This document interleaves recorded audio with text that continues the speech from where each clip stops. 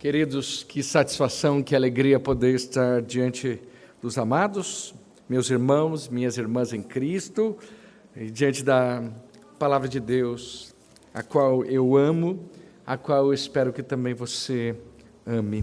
Quero convidá-lo então a abrirmos o texto bíblico para Romanos capítulo 12. Hoje nós vamos avançar mais um pouquinho, vamos avançar mais um versículo, como já é de praxe, né? Romanos capítulo 12, eu vou começar a ler a partir do versículo 9 e nós vamos ler até o verso 10. E é importante que você faça o exercício de memorizar o texto bíblico enquanto nós estamos pregando o texto de Romanos capítulo 12, de 9 até o versículo 21. Eu fiquei já sabendo que tem uma das classes da Escola Bíblica Dominical que está memorizando. Qual que é a classe? Primários? Os primários, que bom, estão memorizando, eu fico tão feliz por isso. Tem aqui, vocês estão bem aqui? O primeiro banco aqui. Eu orei tantos anos para que o primeiro banco dessa igreja tivesse pessoas, e Deus respondeu da melhor forma possível, né? Eu louvo a Deus por isso, em ver as crianças participando do culto. Por isso que eu fiz para vocês isso, gente. Não liguem, os slides não é para vocês, os slides são para elas, né? Então a gente procura algo que possa falar ao coração das nossas crianças, dos nossos filhos, dos nossos netos.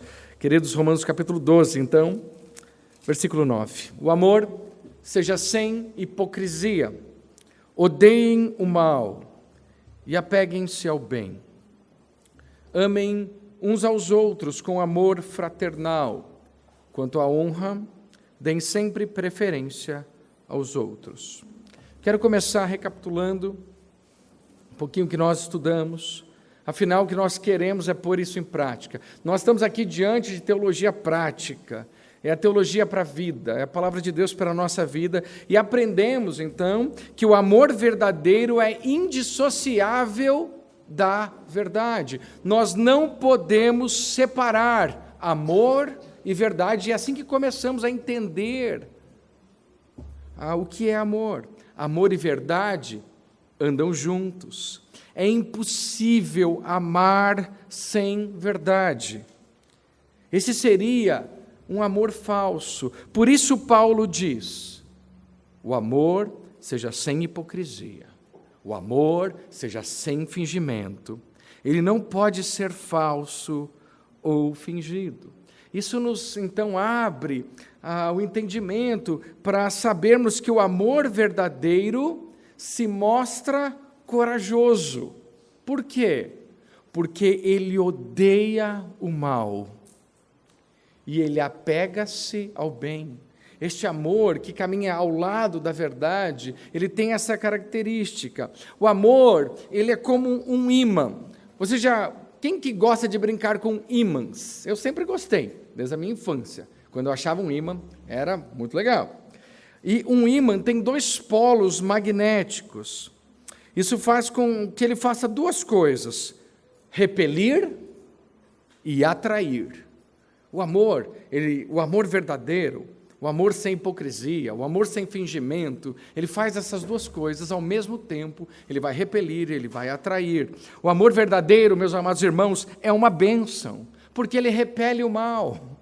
Ele expulsa o mal das nossas vidas. A gente luta com isso.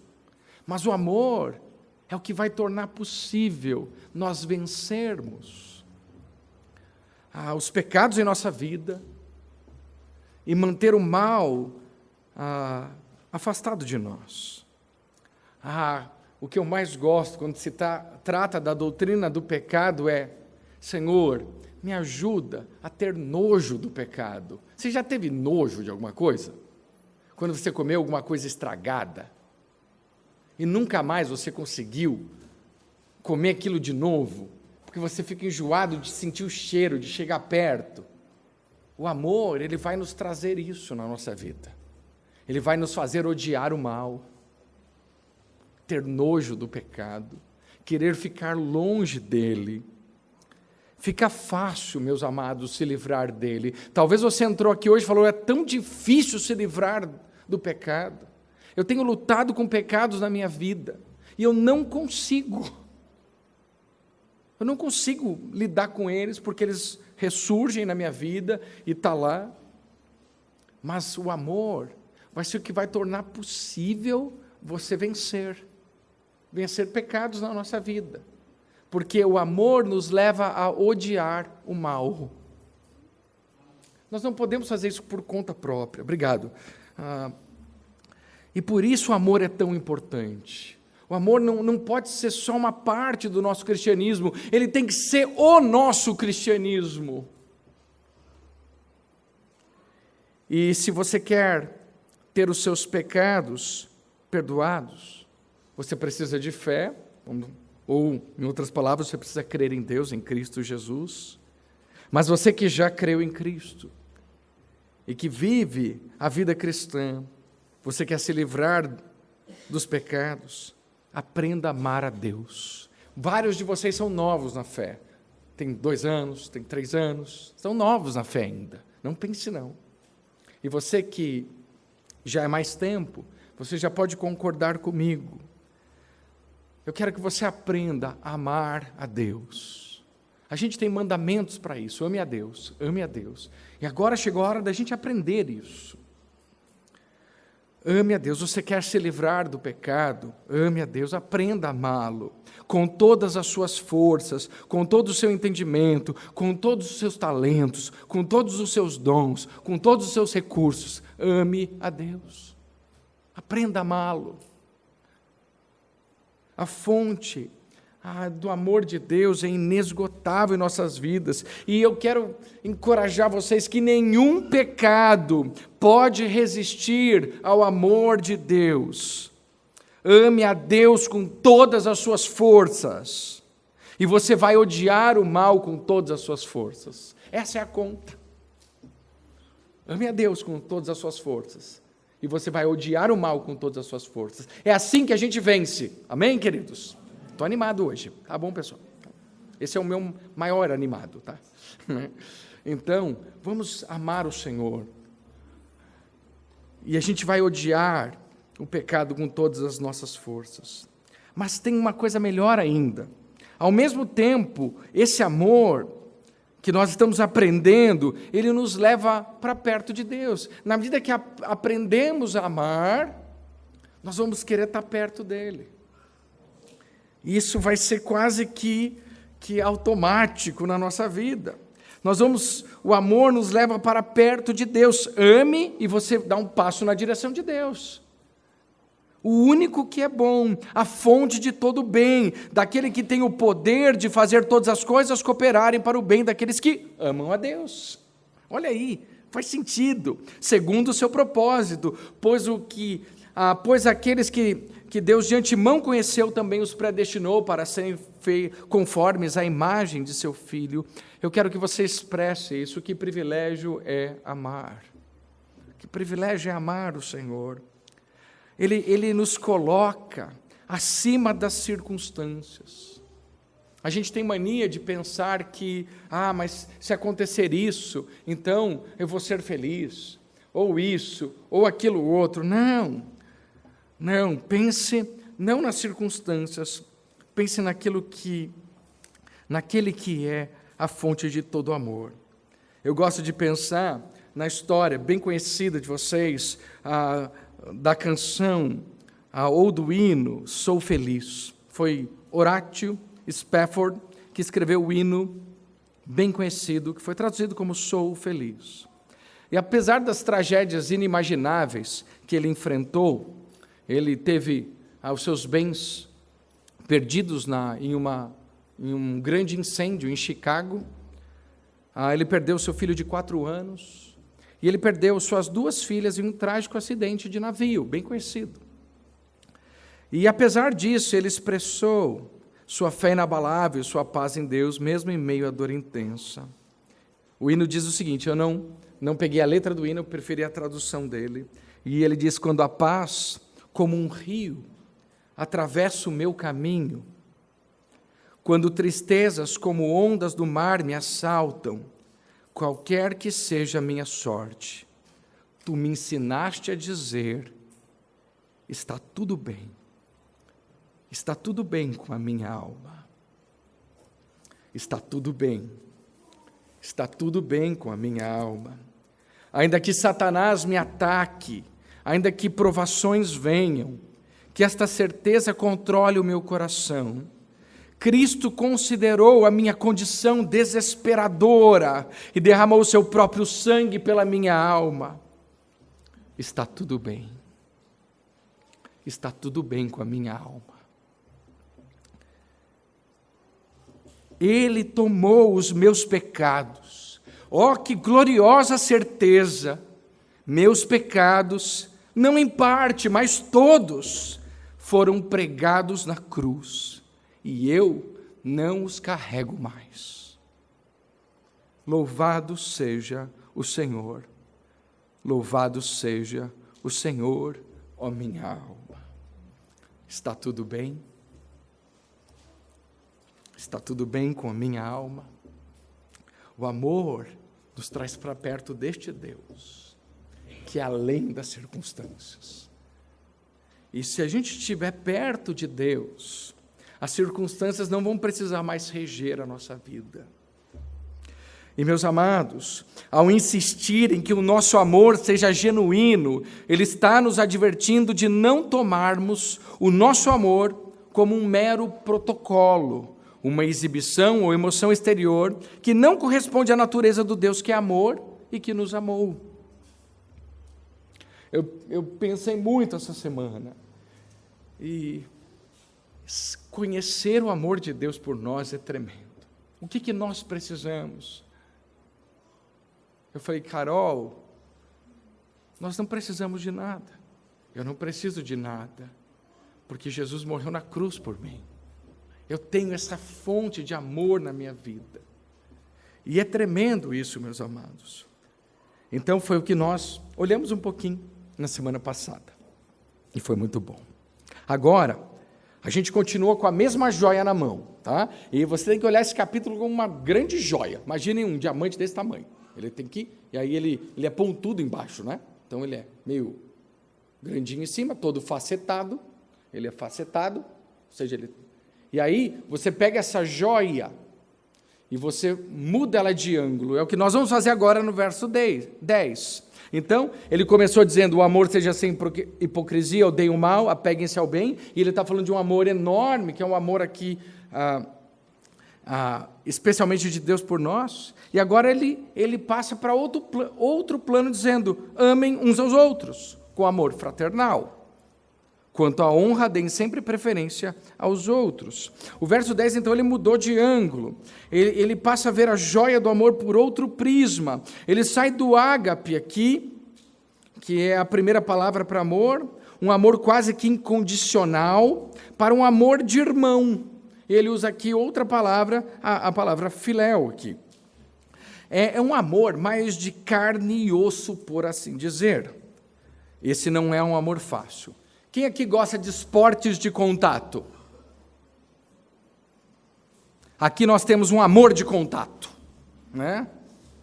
Então, enquanto o amor ágape seria aquele amor, ele é sublime, mas ele é mais distante. O amor fraternal, não, é amor de irmão. Lembra, Léo?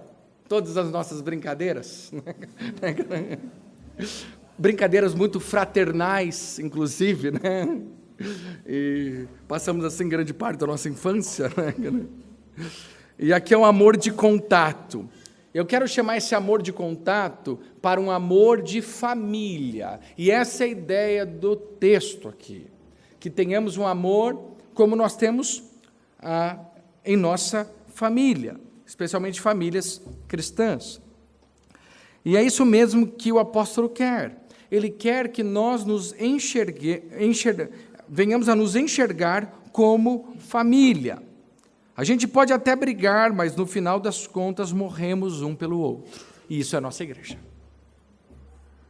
Ser família de Deus é ainda mais importante porque é para sempre. Então a gente vai treinar hoje, a gente vai começar um treinamento aqui que vai durar por toda a eternidade. Olha que legal. Então, nós vamos ser família de Deus, e essa família aqui, as suas famílias, eu vou dizer para vocês, tem prazo de validade, mas a nossa família de Deus não. Quer ver? Hoje eu estava conversando com a Carol, Querida Carol ali, você sabe muito bem, falando para ela hoje, não sei se foi hoje, né? Que no milênio, foi hoje, querida? Ou foi ontem, tá? É nossas conversas ali sobre teologia, tá? Você sabe que no milênio a gente não vai estar casado? Eu falando com ela, que coisa, né? Já parou para pensar nisso? Nós não estaremos casados no milênio. E aí eu vou seguindo outras perguntas, né? Será que a gente vai trabalhar no mesmo lugar? Perguntei para ela. E aí eu fiz outra pergunta para ela. Querida, você vai ser a minha chefe? Ela me disse o seguinte, querido, não quero ser chefe. Aí eu respondi para ela assim, tá bom, vamos continuar a nossa vida de casado até Jesus voltar. Mas apesar de não estarmos casados, parece que no milênio e ainda no novo céu e na nova terra, nunca deixaremos de ser família, só para você saber. E é verdade. Apesar desses modelos deste mundo mudarem, nós, por toda a eternidade, continuaremos a ser família de Deus, povo de Deus. E Ele quer que você comece hoje a se enxergar dessa forma. É amor fraternal. É amor de irmãos e irmãs em Cristo. Você enxerga as pessoas da igreja como irmãos e irmãs em Cristo? Porque essa é a nossa maneira de ver. Ele está falando, amem uns aos outros com amor fraternal. Amem, vocês precisam se enxergar como família. Vocês são família. Foi o que Deus fez com vocês. Amem uns aos outros dessa forma. E da mesma forma que Paulo reflete o entendimento do cristianismo da igreja do primeiro século, como uma família estendida, cujos membros unidos em comunhão íntima devem demonstrar uma sincera e consistente preocupação mútua. Então, eu deixo aqui uma verdade, nós somos família. E devemos demonstrar isso. E devemos demonstrar uma sincera e consistente preocupação mútua. Nós devemos, como fazemos com a nossa família, nós devemos nos preocupar da mesma forma uns com os outros na igreja. É isso que ele está nos pedindo. E aí, vamos tornar isso possível então. Vamos lá, vamos para o texto. Em primeiro lugar, esse verdadeiro amor, esse amor fraternal, é um amor que se compromete com afinco. É comprometer-se com afinco. E a palavra aqui é dedicar-se. A gente pode olhar. Dediquem-se uns aos outros com amor fraternal.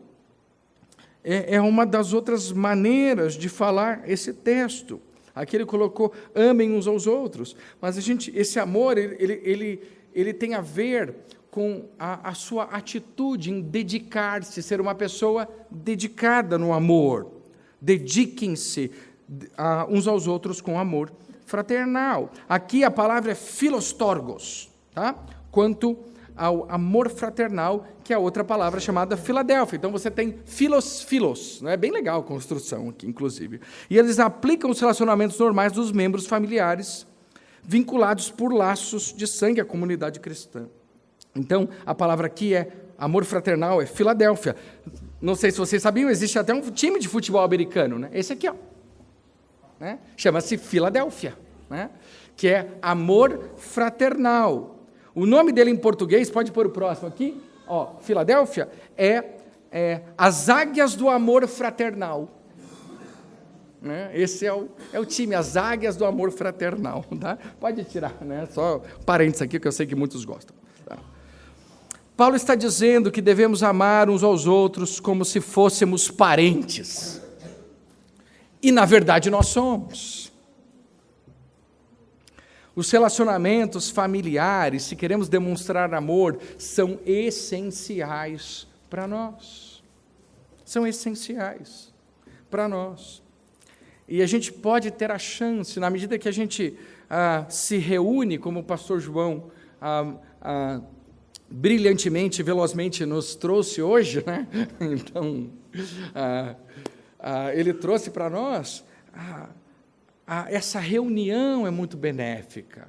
E nós devemos aproveitar o nosso ajuntamento para ir na contramão do mundo. O mundo diz, fique sozinho, se isole, cuide da sua vida. Deus fala, se juntem, se reúnam, briguem, não briguem, né? Mas fiquem juntos. É gostoso. Quem aqui é pai de família? Levanta a mão aí. Aí, ó. Ó, o que o pai de família gosta? A gente gosta de ver a família ali reunida. Eu tenho um irmão aqui da igreja, irmão Rafael, que vai para um acampamento de família. Olha que coisa boa, né? Você ter essa reunião de família, está viajando para lá. Então é muito bom esses períodos onde a gente pode estar junto. Sabe por quê? Porque é um momento de demonstrarmos amor fraternal uns pelos outros. Então, na medida que a gente se ajunta, seja na ceia do Senhor, seja na adoração dominical, seja caminhando juntos como discípulos e seguidores de Jesus, demonstrar amor nesse período é muito bom. Então, ligue o seu radar, entre na igreja para amar uns aos outros fraternalmente. Tire as suas barreiras que impedem você de ser amado. Permita-se ser família. E é muito legal ser família, porque a gente fala a verdade uns para os outros, né? A gente se afia, e o ferro com ferro se afia. Mas o amor, na medida que a gente demonstra pelos outros, ele é benéfico para nós. Eu quero que você entenda isso. E é muito bom esse amor de família. Na minha família, aconteceu algo muito interessante. O Luiz Hamilton me recebeu, e nos recebeu, na família dele. Cadê o Luiz? Está lá. E nós o recebemos na nossa família. Então, foi lá. Foi um choque para ele, tá? Porque ninguém adota 3 filhos em um mesmo dia e sai ileso disso. Né? Então, foi, né? Tudo adulto ainda, né? Foi, orem por ele. Mas ele trouxe um presente para nós. Junto com a família, quando você casa com quem? Você casa com a família, não é? E ele trouxe uma parte da família dele para nós. E eu vou trazer aqui o saudoso tio Romeu. Não conheço a história dele, mas ele era um homem solitário, sozinho, muito sozinho, quando eu o conheci. Abandonado, talvez porque abandonou, não sei. Eu nunca precisei entrar nesses detalhes, mas ele recebeu acesso à nossa casa durante um tempo, e nós fomos família para ele. Eu o considerei por um tempo um avô que eu não tive. Meus avós faleceram muito cedo. Eu lembro que eu fui com ele no jogo do Coxa, o único que eu assisti. E nos aniversários dele, fazíamos um bolo com vela e tudo. Não vinha ninguém, só a gente. O olho dele brilhava, mas era o meu coração que se aquecia. E o amor é muito bom, na medida que a gente se dispõe a amar as pessoas. O amor que tem, aquele amor que eu falei para vocês, que tem preço a pagar. O amor que é custoso. O amor que ele olha para os interesses dos outros. Ele aquece o nosso coração. Ele tem isso. Então a gente precisa desse exercício aqui. Eu estou chamando vocês. E mesmo se nossos irmãos, irmãs, filhos e pais desenvolverem valores e estilos de vida radicalmente diferentes de nós, existe um vínculo ainda que permanece. Meus amados, o que Paulo está dizendo, e aqui, é que os cristãos, por partilharem de valores comuns, devem dedicar-se uns aos outros, com o mesmo afinco que os membros de uma família.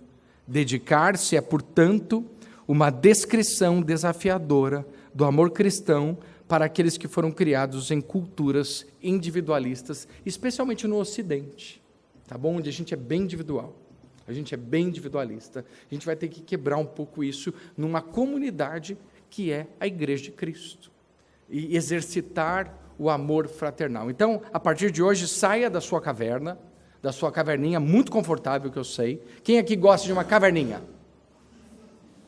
Tem alguns aqui, né? E gostam de sentar lá, passar horas assistindo sei lá o quê, né? Assistindo séries, né? Que o pessoal fala hoje em dia, jogando videogame e tantas coisas individuais. E ele está dizendo, não, começa a aquecer os motores com esse amor fraternal. Então, em primeiro lugar, esse amor que se dedica, o amor que se dispõe a amar. E ele diz, amem uns aos outros com amor fraternal. É muito simples essas frases, mas isso vai te tirar do seu conforto. Hoje, você vai poder dizer, estarei com os meus irmãos. Alegrei-me quando me disseram, vamos à casa do Senhor tomar um café. Esse último adendo é meu, tá? Porque quando eu chego e vejo aquela garrafa ali, me dá um ânimo, né? E aí a gente toma um cafezinho com os irmãos, é tão gostoso perguntar como que foi a semana e viver essa vida comum. Pessoal, é isso. Não tem muito segredo. Você precisa estar aqui para amar. Não queira amar à distância. Não existe amor virtual. Amem-se uns aos outros com amor fraternal. Amor de irmão. Ainda que isso muitas vezes possa trazer para nós certo desconforto. Segundo lugar, e último lugar aqui, o verdadeiro amor é pôr os outros em primeiro lugar. Na medida que a gente escolhe amar, agora a gente vai ter o desafio, que é pôr as outras pessoas em primeiro lugar. Okay? O versículo 10, ele continua dizendo, quanto à honra, deem sempre preferência aos outros. Tá? Esse não é um versículo muito claro na hora de interpretar, mas eu consigo trazer para vocês a ideia geral, acredito que de uma forma razoável. Aqui, a palavra honra significa tratar alguém ou alguma coisa como valiosa e preciosa. Quando a gente honra alguém, é quando você trata alguém como precioso ou valioso. Então, nós vamos honrar alguém. É a mesma coisa dizer, essa pessoa é valiosa para mim. Essa pessoa é preciosa para mim. E eu quero honrar isso. Tratar alguém dessa forma. E aqui há raízes teológicas profundas. Cada pessoa que encontramos é infinitamente preciosa e importante, e como tal deveria ser tratada. Agora, isso resolve muito problema. É ou não é? Porque a gente não vai olhar as pessoas de cima para baixo, a gente não vai muitas vezes tratar mal as pessoas, nós não vamos falar delas. Por quê? Porque elas são preciosas demais. Elas são valiosas demais. A gente não vai tratar essas pessoas como se fosse um lixo, como se fosse qualquer coisa, como se as pessoas fossem descartáveis. Não, as pessoas são valiosas para nós. Elas são preciosas. E a gente quer ver. Talvez você ainda não viu isso, mas eu quero que você enxergue isso na nossa igreja, na medida que você é precioso demais para nós. Na medida que cada um de vocês é valioso, é precioso, e servir a Deus juntos é muito bom. Então, quando você fala aqui, quanto à honra, é assim que nós vamos pensar. Cada pessoa, então, precisa ser vista. Honrar alguém é mais do que a mim mesmo. Significa, vou dar a dica, ouvir o outro. Ouvir outras pessoas. Estar consciente ao máximo de suas esperanças, alegrias, necessidades e temores. E ter consideração pela pessoa. A gente vive num mundo que é tão centrado em si. E é tão fácil a gente ficar em torno do nosso umbigo, dos nossos desejos, do que eu quero, do que eu. E eu estou me colocando aqui na luta que nós temos para isso. O exercício agora é simples. Vamos dar honra. Né? Vamos preferir-vos em honra uns aos outros. Vamos aprender a ouvir? Quem aqui dos maridos gosta de dar uma solução bate-pronto para sua esposa? Ela nem terminou a frase, você já resolveu o problema dela. Quando ela queria muitas vezes ser ouvida. Precisa ser ouvida.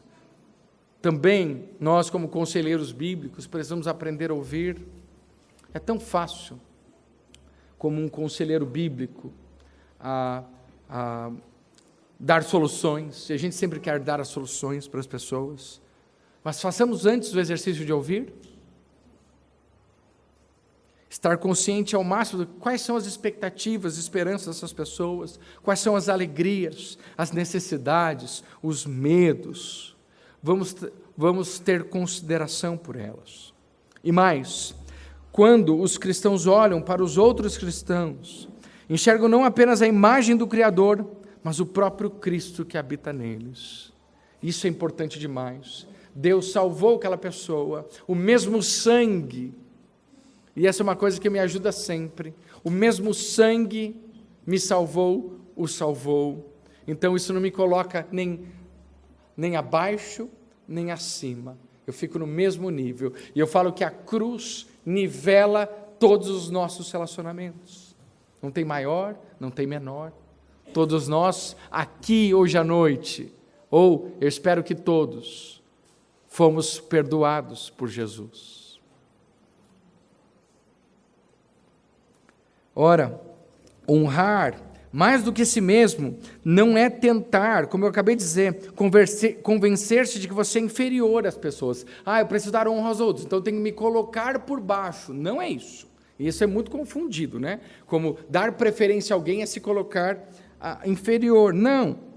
A gente já leu no versículo 3 e 4 que diz que para nos considerarmos iguais a todos os outros em Cristo, e feitos para um serviço especial. Aqui a nossa autoimagem não é nem muito alto, nem muito baixo, ela é equilibrada. Paulo aqui, então, o que ele quer dizer isso? Ele nos exorta a uma disciplina simples, concentrar-nos mais nas necessidades alheias do que nas nossas. É olhar o interesse do outro. O versículo 16, ele vai dizer a mesma coisa. Tenham o mesmo modo de pensar uns para com os outros. Em vez de serem orgulhosos, sejam solidários com os humildes. Não sejam sábios aos seus próprios olhos. A ideia é a mesma. E nós vamos ter um outro sermão para isso, não se preocupem. Devemos nos esforçar para honrar uns aos outros aqui, reconhecendo o valor e a dignidade de cada irmão ou irmã em Cristo. Você precisa do seu irmão, você tem que ter isso em mente. Nós precisamos uns dos outros. Nós não somos autossuficientes. E esse é o modelo pelo qual Deus desenhou a igreja. Não podemos ser cristãos sozinhos. Não temos condição. Toda vez que você deixa a comunhão, deixa de estar com os seus irmãos, você não vai conseguir expressar o cristianismo da forma como Deus desenhou. Ele está dizendo, você precisa entender isso.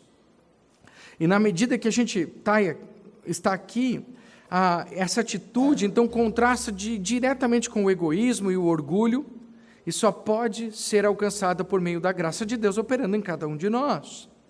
É uma atitude de respeito mútuo, é uma atitude de compreender as dificuldades do nosso irmão, e o amor sacrificial é uma marca distintiva da verdadeira comunidade cristã e um testemunho poderoso do Evangelho para o mundo. O pastor João falou disso na Escola Bíblica Dominical. Esse retrato é o que o mundo está procurando. Esse retrato do Evangelho. E, chegando ao final, o que isso quer dizer na prática, né? Se a gente não conseguiu ainda chegar, é que, como cristão, você nasceu de novo. Você nasceu de novo?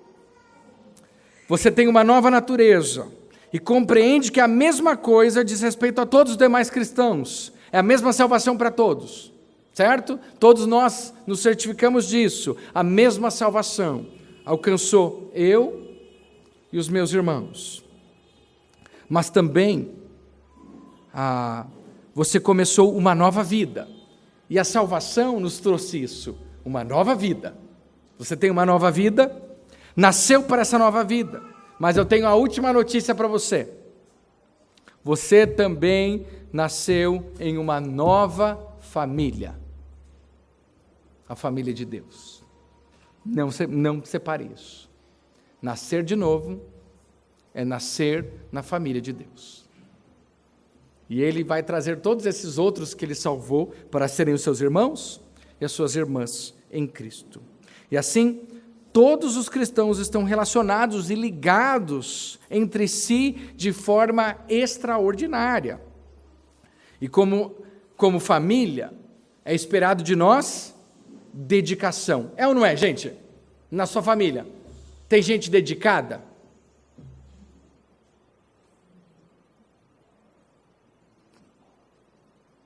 Tem que ter.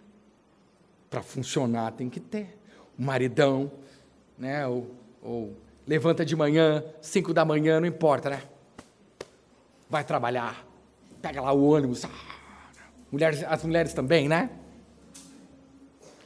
E aí, chega em casa, tem que arrumar aquela bagunça. Família precisa de gente dedicada. Aí alguém demora mais no chuveiro. Sai desse banheiro que tem uma fila aqui, né? Uma fila aqui fora, né? É uma loucura, família, mas é muito bom. É muito bom. Mas ela só funciona se tiver gente dedicada. E é tão gostoso, né? A gente fala, filho, cara, papai trabalhou hoje para valer. Às vezes eu estou chegando em casa e eu vi desde o comecinho aquelas mãozinhas abrindo o portão. Eles não conseguiam atingir. No começo era aqui. Era só ali com a chave, né? Meu portão é eletrônico, eu tenho 4 portões eletrônicos. E ele abre. Agora são grandes, abre lá. E aí muitas vezes eu chego em casa e o que eu ouço dos meus filhos? É muito legal, o quebrado chegou. Né? Antes de eu falar, estou quebrado, eles falam, né? O quebrado chegou, né? Eu já ouvi, né? E a gente chega lá no último, a gente deu tudo. A gente deu tudo. Foi ou não foi, pessoal? Quantos aqui não fazem isso? Dão tudo pela família. Agora chegou a hora de você dar tudo também aqui. Não na sua força, mas no que Deus traz para nós. De fazermos esse exercício aqui. É esperado de nós dedicação. E se um dos membros sai da linha, o que acontece? Toda a família luta e labuta para trazê-lo de volta. A louça está na pia e você deve fazer a sua parte. Na igreja é a mesma coisa. Sem esquecer da continuação, quanto à honra, deem sempre preferência aos outros. É suficientemente claro. Os cristãos devem estar ansiosos para reconhecer os outros crentes e dar crédito a eles. A essência do amor não é concentrar-se na nossa própria imagem, posição e necessidade, mas na necessidade das outras pessoas. Falei isso já. Paulo exorta aqui os cristãos a se superarem. É muito legal isso. Não como em uma competição para ver quem é o melhor, quem faz mais ou quem faz menos, dependendo de onde você trabalha. Mas em se superar, em conferir honra uns aos outros. Essa tem que ser a nossa fonte de superação. Gente, eu preciso me superar nisso, dar mais honra aos meus irmãos. Olhar eles cada dia como mais valiosos. Cada dia como mais valiosos. Essa é minha família. Que grande privilégio é estar aqui. Reconhecendo muitas vezes e elogiando as realizações mútuas e se submetendo uns aos outros. Não há espaço para competição, inveja, ciúmes, divisões. Nós somos família. E a gente está aqui trabalhando como família. Se um vai bem na família, todo mundo comemora, não é assim? O filho passa no vestibular, a mãe fica triste? Fica. O pai fala, poxa vida, passou na federal.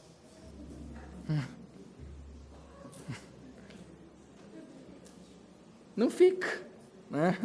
Não fica, né? É ou não é? A gente fica feliz, sai todo mundo gritando na rua. É isso. Aqui, a sua alegria é a minha. Eu amo isso. Se você vai bem, eu fico tão feliz. É verdade, é menos trabalho para mim.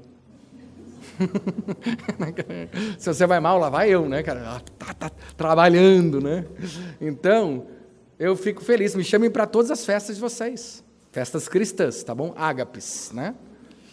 Então, me chamem para comemorar com vocês que eu vou. Porque se você quer uma pessoa que fica alegre com você, sou eu. Pastor João, Pastor Neto. É ou não é, gente? E a gente está sempre ali, porque é bom para a gente ver vocês bem. Não há ministério aqui de ninguém. O berçário não é de ninguém. A escola dominical também.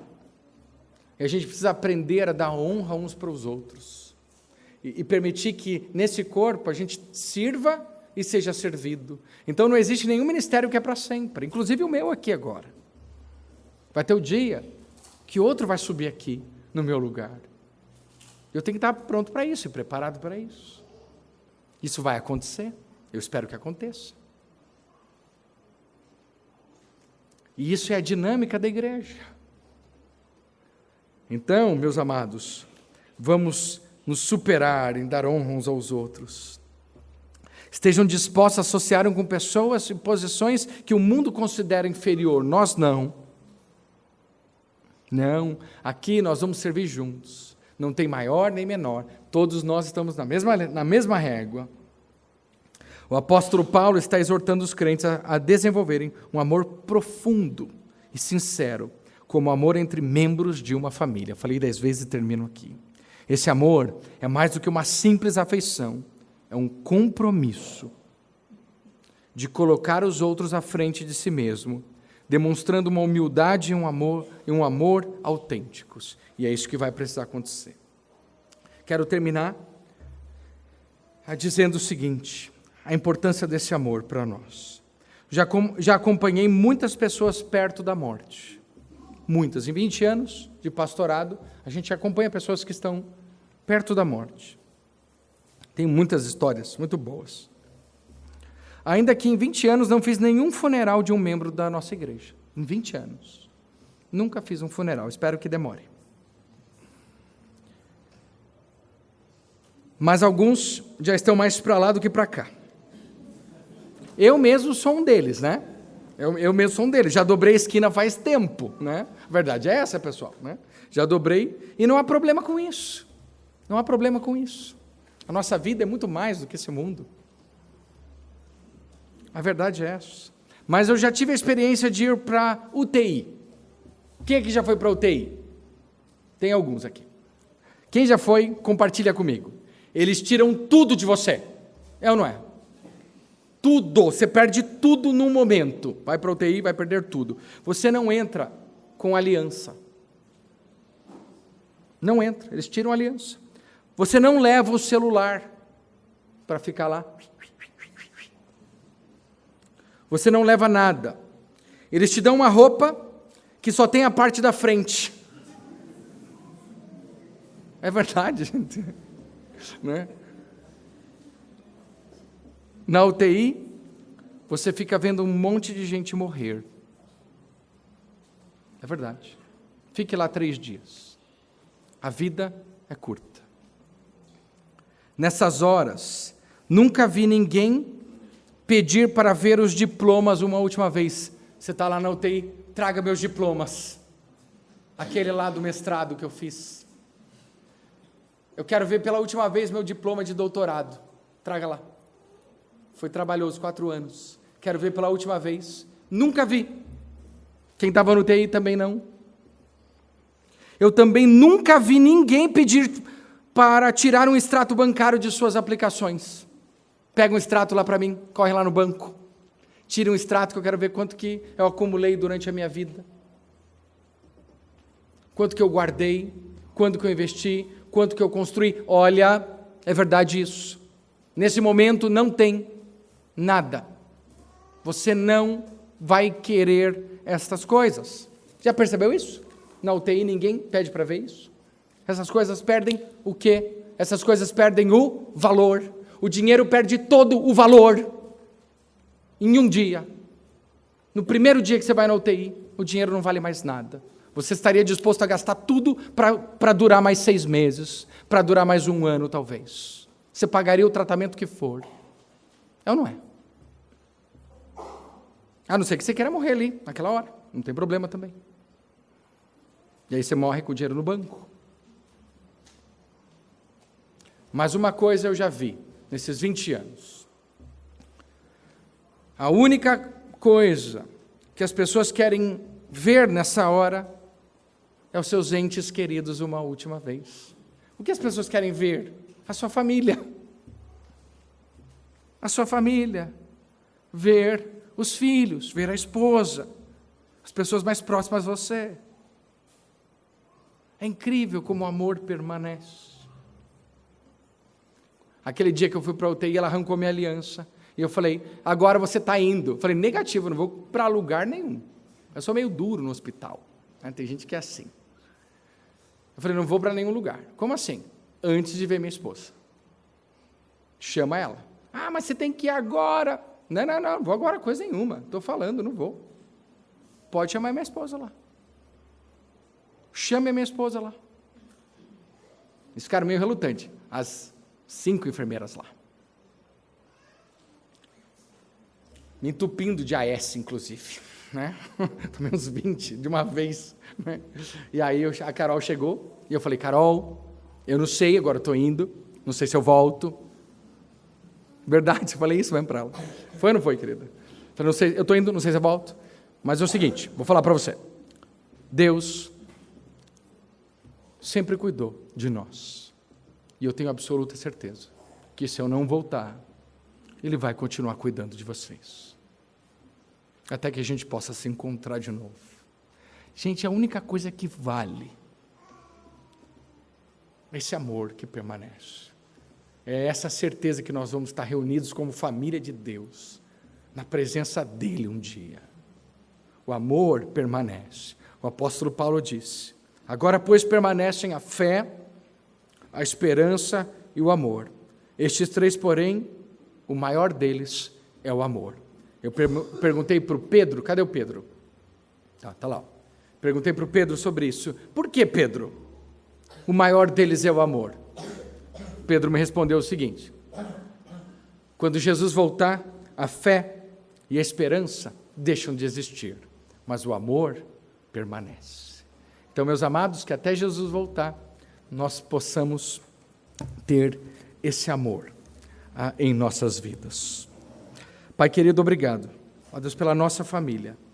Eu quero te agradecer, querido Deus, pelos meus irmãos e irmãs em Cristo. Na minha vida, todos aqueles que me amaram.